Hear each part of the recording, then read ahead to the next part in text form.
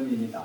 오늘은 기도원이 어떻게 전쟁에 승리했으며 그 전쟁에 승리한 후에 그가 어떻게 교만해져서 하나님 일을 그릇되게 했는지 살펴보려고 합니다.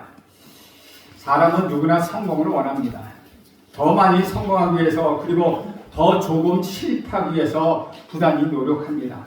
근데 누구나 성공을 바라고 성공을 위하여 살아가지만 성공을 이룬 다음에 오는 위험을 생각하고 준비하는 사람은 별로 없다는 것이죠. 고난을 견딘 사람은 많지만 풍요를 견딘 사람은 적다는 말이 있습니다. 실패를 듣고 성공하는 사람은 많지만 그 성공을 딛고 성숙하는 사람은 그리 많지 않다는 것이죠. 실패를 통해 겸손을 배우기는 쉽지만 성공을 통하여 겸손을 배우기는 쉽지 않습니다. 그래서 어떤 면에서 실패보다 더 무서운 것이 성공이라는 것이죠. 우리는 지난 시간에 큰 승리를 거둔 기도원을 살펴보았습니다. 기도원과 함께 한 사람은 불과 300명이었지만 기도원은 그 300명으로 13만 5천 명과 싸워서 이기는 놀라운 성과를 거두었습니다. 그리고 오늘 본문은 기도원이 승리한 다음에 벌어지는 일입니다. 지금 기도원은 백성들을 이끄는 지도자로 성공했다고 볼 수 있습니다. 성공이란 위험한 선물을 받은 기도원은 그는 과연 어떤 자세로 성공을 받아들이고 어떻게 성공에 대처할 수 있었을까요? 오늘 본문에 기록된 세 가지 사건을 중심으로 하여 살펴보려고 합니다. 그리고 우리가 성공이라는 선물을 받았을 때 무언가 잘 되고 있을 때 풍요로운 환경, 특별한 문제가 없는 상태에 있을 때 삶의 크고 작은 성공들을 우리가 경험했을 때 우리는 계속해서 어떻게 하나님을 향한 신실함과 겸손함을 이어갈 수 있을지 생각해 보려고 합니다. 승리한 기도원에게 첫 번째 사건입니다. 승리한 기도원에게 에브라임 사람들이 찾아와 이렇게 말합니다. 1절 말씀입니다. 에브라임 사람들이 기도원에게 이르되 내가 미디안과 싸우러 갈 때 우리를 부르지 아니하였으니 우리가 이같이 대적함을 어찌 됨이냐 하고 그에게 크게 다투는지라. 힘이 있는 지파 중에 하나인 에브라임 지파가 뒤늦게 전쟁에 참여하는데 그에 대하여 불평합니다. 전쟁에 승리한 공로가 오로지 기도원에게 돌아가는 것에 대하여 불만을 품고 분노하고 있었습니다. 기도원이 마음에 들지 않았다는 것이죠. 여러분이 이 상황이라면 에브라임 사람들에게 어떻게 말을 해주었을까요? 기도원은 이렇게 말합니다. 2절과 3절입니다. 기도원이 그들에게 이르되 내가 이제 행한 일이 너희가 한 것에 비교되겠느냐? 에브라임의 끝물 포도가 아비에셀의 만물 포도보다 낫지 아니하냐? 하나님이 미디안의 방백 오레과 셋을 너희 손에 넘겨주셨으니 내가 한 일을 어찌 능히 너희가 한 것과 비교되겠느냐 하니라. 기도원이 이 말을 하매 그때 그들이 노여움에 풀리니라. 기도원은 예의 바르고 지혜롭게 대처합니다. 자신을 낮추고 상대방을 높입니다. 겸손하게 대합니다. 상대방의 무례한 태도에도 불구하고 싸우지 않고 평화를 추구합니다. 에브라임은 도망가는 미디안의 두 장군인 오렉과 스앱을 잡았습니다.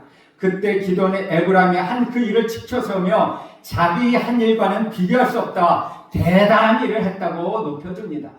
기도원이 이러한 겸손은 에브라임의 분노를 누그려 드렸습니다. 자칫 이스라엘끼리 싸우고 갈라지기 쉬운 큰 문제가 있었는데도 그런 위험은 기도원이 평화적으로 잘 풀어나갔다는 것이죠. 12장에 가면 에브라임이 뒷북을 치며 불평하는 태도가 또 한 번 나오게 됩니다. 기도원이 했던 것처럼 입다에게도 불평했는데 입다는 의를 받아들이지 않았습니다. 그 결과 에브라임의 많은 사람이 죽임을 당했다는 것이죠. 그와 비교하면 지금 기도원이 확실한 성숙한 모습을 보여주고 있다는 것입니다. 두 번째 사건입니다. 두 번째 사건은 에브라임과 문제를 현명하게 처리한 기도원은 전쟁에서 패하고 도망간 미디안 사람들을 쫓아갑니다. 적들을 따라가 공격하고 달아나는 적들을 또다시 쫓아갑니다.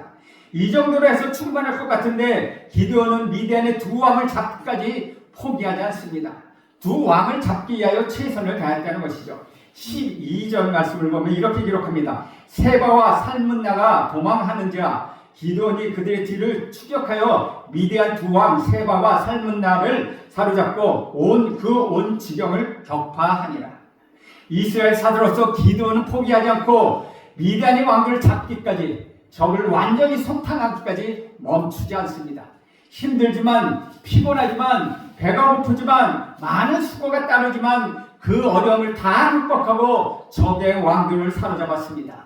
완벽한 승리를 거둔 것입니다. 우리는 이렇게 충성스러운 기도원을 성공이 주는 위험에 승리한 사람이라도 할 수 있겠습니까? 세 번째 사건입니다. 미디안의 두 왕을까지 물리친 기도는 전쟁의 마침표를 찍습니다. 그때 이스라엘 사람들이 기도원에게 말합니다. 22절 말씀입니다. 그때 이스라엘 사람들이 기도원에게 이르되 당신이 우리를 미디안 손에서 구원하였으니 당신과 당신의 아들과 당신의 손자가 우리를 다스리소서 하는지라. 이스라엘 사람들은 기도원이 미디안 손에서 자신을 구원했다고 합니다. 그래서 이스라엘이 기도원에게 요청합니다. 당신과 당신의 아들과 당신의 손자가 우리를 다스리소서. 이것이 무슨 말입니까? 단순히 당신이 우리를 다스려 달라는 것이 아니라 기드온을 비롯한 기드온의 자손까지 우리를 다스려 달라고 말합니다. 이 말은 비록 왕이라는 표현을 쓰지 않았지만 백성들은 기드온에게 이방 나라처럼 왕이 되어 달라고 요청하고 있는 것입니다. 이 요청에 대하여 기드온은 이렇게 대답합니다. 23절 말씀입니다. 기드온이 그들에게 이르되 내가 너희를 다스리지 아니하겠고 나의 아들도 너희를 다스리지 아니할 것이요 여호와께서 너희를 다스리시리라 하니라. 정말로 멋진 말입니다. 내가 아니라 우리 왕으로 계신 하나님이 너희를 다스릴 것이다. 기드온이 큰 승리를 거두고 성공을 경험하고 있을 때 충분히 유혹이 될 수 있는 상황에서 백성들에게 했던 말입니다. 기드온은 정말 중요하고 백성들이 꼭 들어야 할 말을 전해주었다는 것이죠. 이렇게 우리는 세 가지 사건을 간단히 살펴보았습니다. 기드온은 성공에 불구하고 여전히 겸손하고 여전히 충성스러우며 영광을 하나님께 돌리는 성숙한 사람이었습니다. 이 정도면 성공에 대하여 훌륭하게 대처했고 성공이 주는 위험을 극복한 사람이라고 할 수 있지 않겠습니까? 그런데 우리가 이것만 보고 말한다면 그렇게 평가할 수 있다는 것이죠. 하지만 이것이 전부가 아니라는 것입니다.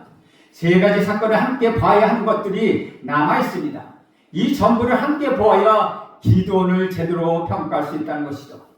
혹시 여기까지 말씀을 들으면 오늘 말씀을 완전히 오해하고 있다는 것입니다. 지금부터 말씀을 잘 들어야 한다는 것이죠.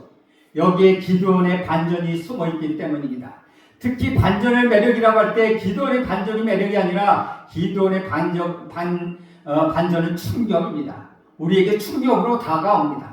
그런 기드온의 진짜 모습을 보기 위하여 세 가지 사건을 다시 살펴봅니다. 다시 첫 번째 사건입니다. 첫 번째 사건에서 봤던 기드온의 모습을 제대로 평가하려면 바로 이어지는 이야기를 함께 보아야 한다는 것이죠. 이어지는 이야기를 보면 첫 번째 사건에만 알기 어려웠던 기드온의 진짜 모습을 알 수 있게 됩니다. 에브라임 사람들에게 겸손한 태도를 보이며 같은 이스라엘 민족과 싸우지 않았던 기드온이었습니다. 그런데 이어지는 말씀에 너무나도 다른 기드온을 발견할 수 있다는 것이죠. 기드온이 300명과 함께 도망가는 적을 쫓고 있을 때 숲곳이라는 곳에 이릅니다. 기드온이 함께한 사람들이 배고픈 상태로 지쳐 있었기 때문에 기드온은 숲곳 사람에게 먹을 것을 청합니다. 그 요청에 대하여 숲곳 사람의 지도자들은 이렇게 대답합니다. 6절 말씀입니다. 6절 말씀 보겠습니다.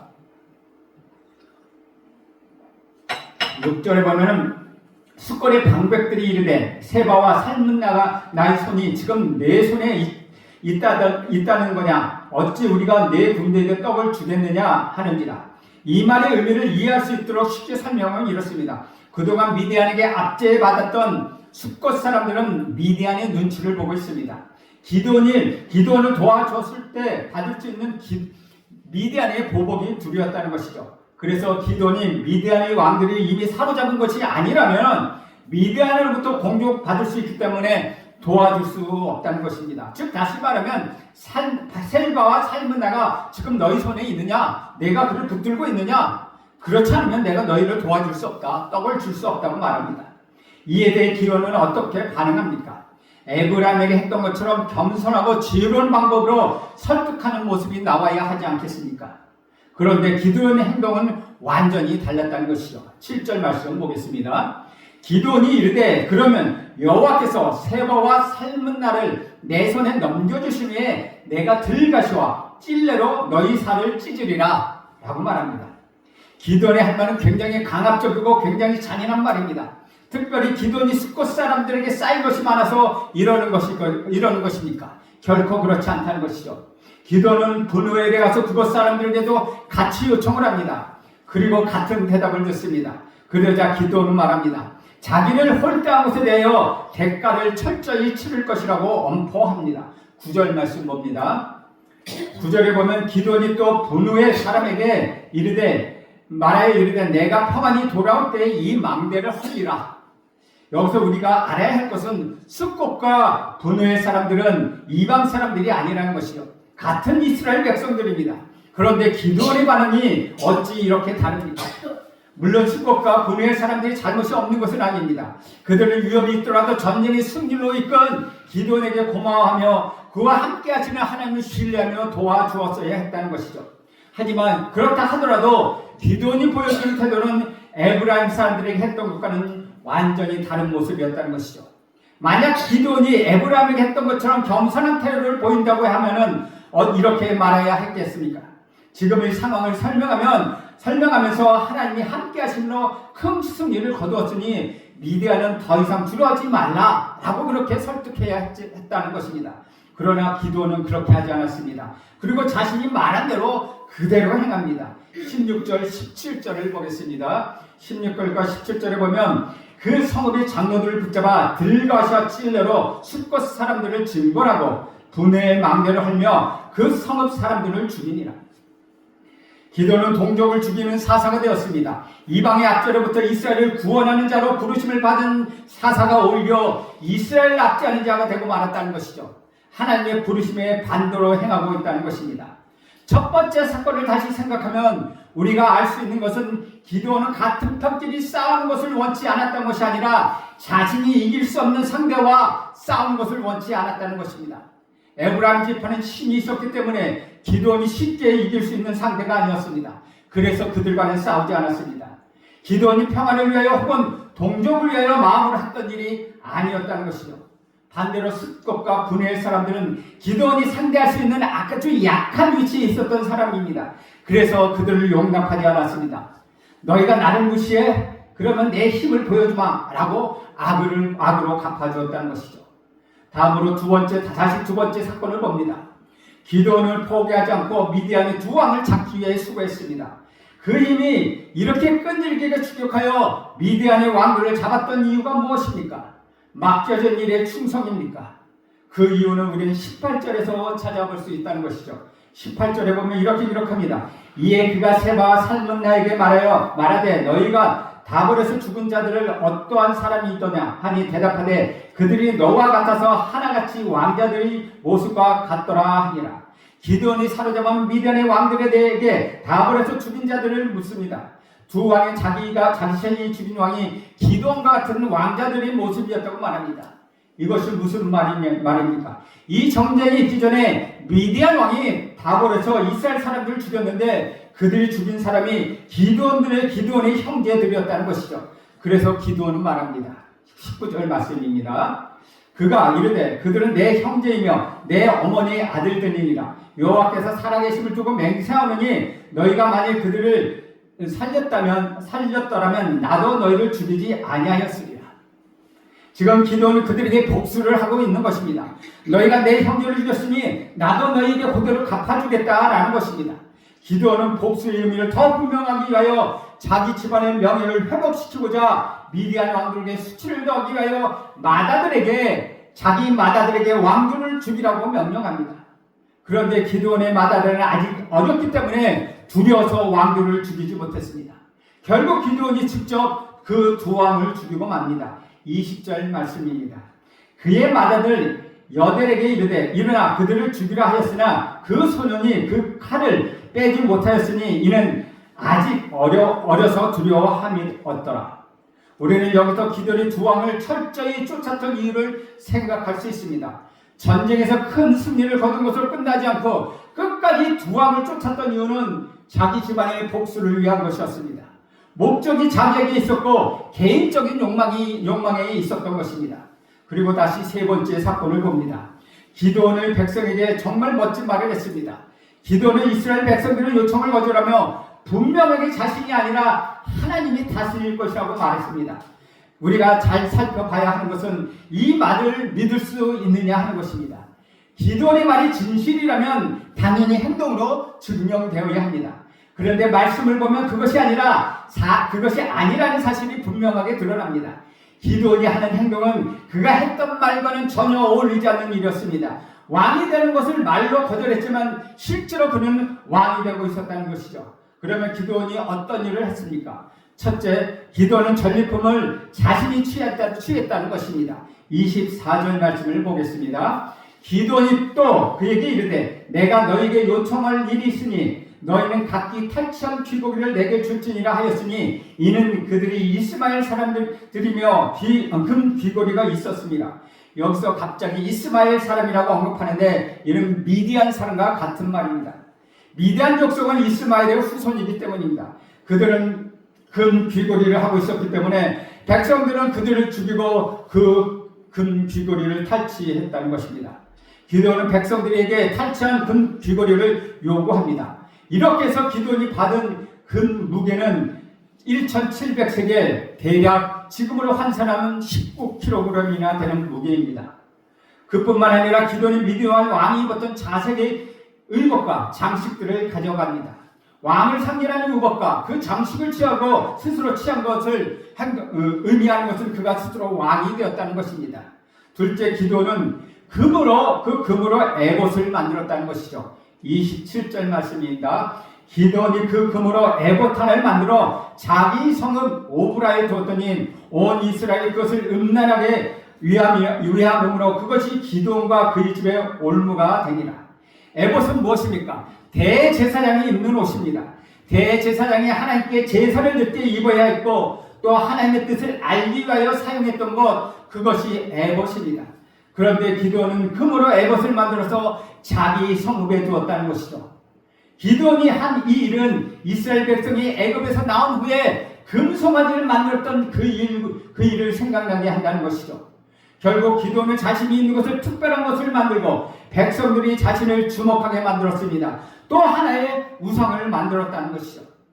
세 번째, 기도원은 많은 아내를 두었습니다. 30절 말씀입니다.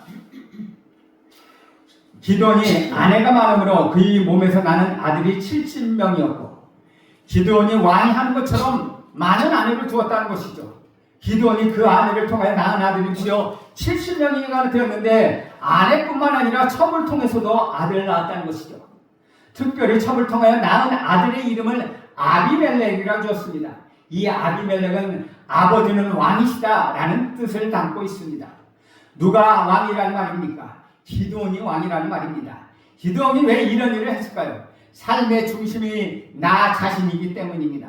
삶의 기준도, 삶의 목적도, 삶의 이유도, 삶의 동기도 모두 나 자신에게 있었다는 것입니다. 그래서 어떻게 합니까? 하나님 보시기에 옳은 일이냐 옳지 않은 일이냐, 이것이 기준이 되는 것이 아니라는 것입니다. 내가 중심이니까 행동의 기준도 선택의 기준도 나에게 있다는 것이죠. 하나님의 부르심에 따라 옳은 일을 하는 것이 아니라 상황에 따라 내 입맛에 맞도록 행하며 사는 것입니다. 또한 하나님의 영광을 위하여 그 목적을 위하여 사는 것이 아니라 나를 위하여 살게 된다는 것이죠. 처음에는 하나님을 위하여 시작했지만 시간이 지나면서 자꾸 변화되었습니다. 어느새 내가 목적이 되었습니다. 내가 원하는 것을 이루기 위하여, 내가 원하는 것을 얻기 위하여, 나의 민족과 나의 만족과 나의 유익을 위하여 나의 삶의 목적이 바뀌는 것입니다. 어떨 때는 나의 욕망을 숨기고 겉으로 그럴듯하게 포장하기도 합니다. 때로는 내가 이 일을 하고 있는지 그 목적을 잊어버리기도 한다는 것이죠. 그래도 정답을 알고 있기 때문에 정답을 말합니다. 하나님이 왕이시라고, 하나님이 다스리신다고 백성들에게 그렇게 말합니다. 하지만 그의 행동은 달랐다는 것이죠. 삶을 움직이는 동기가 그 자신에게 있었기 때문입니다. 그래서 알고 있는 답을 마음으로 받아들이지 않습니다. 내가 말한 답대로 살지 않습니다. 내 삶의 중심이 나 자신이기 때문에 지금 기도한 삶이 그렇다는 것입니다. 성공은 우리를 이런 위험에 빠지도록 할 수 있습니다. 우리 말과 우리 행동의 차이를 만들어내고 점점점 그 차이를 크게 만드는 것입니다. 우리 또한 마찬가지라는 것이죠. 우리 한 번 우리 주님으로 만족한다고 말하지만 다른 것으로 만족을 구합니다. 하나님이 나의 목자라고 일컫지만은 다른 것을 의지합니다. 주님이 나의 주인이라고 말하지만 주님의 말씀을 따르지 않습니다. 우리는 하나님이 왕이라고 말하지만 교묘하게 내가 왕이 되어 있다는 것이죠. 내가 스스로 애것을 만들어 입을 수 있다는 것입니다. 사랑하는 여러분, 기드온을 살펴보시죠. 기드온이 자기 약점을 알고 하나님의 능력을 의지하여 승리하였습니다. 그때 그는 하나님의 은혜를 알았고 하나님을 경배했습니다. 하지만 그는 성공한 후에 하나님을 경배하지 않았습니다. 스스로 애것을 만들고 스스로 제사장이 되며 자기 자신이 왕이 되어 버렸다는 것이죠. 비록 그 땅이 평온했지만 그 평온이 온전한 평온이 아니었다는 것이죠. 하나님을 향한 순종이 빠진 평온이었습니다. 하나님을 향한 예배의 자리가 없는 순종 평온이었습니다. 이러한 평온에 빠져 만족하고 있다면 그 평온은, 그 성공은 차라리 없는 평보다 더 낫다는 것입니다. 우리는 성공을 통하여 너무나 쉽게 잊어버립니다. 나를 부르시고 나를 붙드시고 나에게 확신을 주시고 나에게 승리를 주시는 그분, 나에게 승리를 허락하신 우리 하나님을 잊어버린다는 것입니다. 나에게 공로가 있는 것을 생각합니다. 나의 삶이 주인이 내가 되었다는 것을 생각합니다. 나를 중심으로 하여 삶이 돌아가고 있다는 것입니다. 수원의 사랑하는 여러분, 하나님을 기억하십시오. 하나님께서 여러분을 인도하십니다. 여러분과 함께 하십니다. 여러분과 함께 계시다는 걸 절대로 잊지 마십시오. 성공이 위험한 것은 그 가운데 함께 하시는 하나님을 잊어버리기 때문이라는 것입니다. 내가 이뤄낸 성과라고 착각하기 때문입니다. 성공과 성공이 가져오는 만족과 부와 명예와 평안과 자기 자랑은 하나님을 잊고 하나님 자리에 내가 앉아있는 위험한 상황이 된다는 것입니다. 그러므로 여러분, 명심하시기 바랍니다.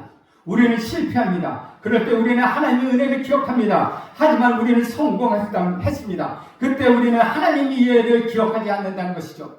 사랑하는 여러분, 우리 주는 세상의 성공보다도 세상의 부와 명예보다도 하나님의 뜻에 따라 하는 것을 최우선으로 주십니다. 순종하는 것을 최고의 가치로 알고 계십니다. 또 말씀대로 그대로 사십니다.